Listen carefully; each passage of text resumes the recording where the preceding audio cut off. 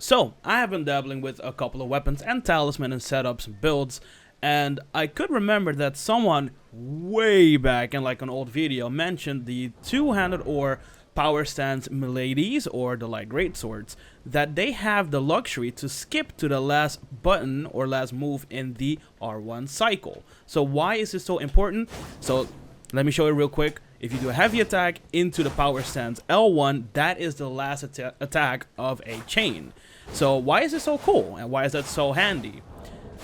You guys may or may not know that I really like this gimmicky talisman that says it enhances the final hit of a chain attack.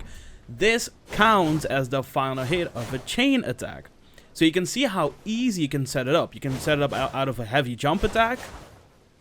You can also set it up for what I know from the power stance jump attack into it immediately. Or just a heavy attack, just a single heavy attack, which is a good move by the way, into the power stance L1. All this will give you the last hit of a chain. This will activate the Twin Blade Talisman.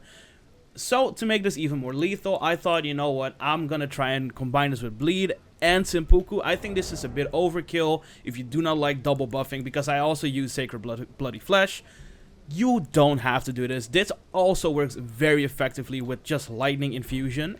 But if you want to see big numbers and big pops, I highly recommend this setup with the Lord of Blood Exaltation, Twin Blade Talisman, Sacred Bloody Flesh. What this does is, if you consume this, it buffs the AR already, but if you have any sort of blood loss, so this also procs off of your own with Seppuku,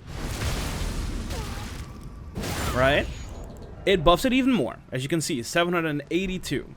So yeah, a pretty straightforward build. It's pretty damn effective. The only weakness here is a lot of these attacks do little poise damage because, you know, they're two-handed attacks or double hitting attacks. So the poise damage has been distributed in 2 hits instead of just one chunky hit.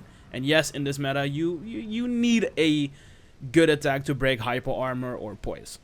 But yeah, that's pretty much it. Thank you guys so much for watching. This has been very stupid in my opinion, but sometimes it's funny to just goof around with something, right? So yeah, thank you guys so much for watching.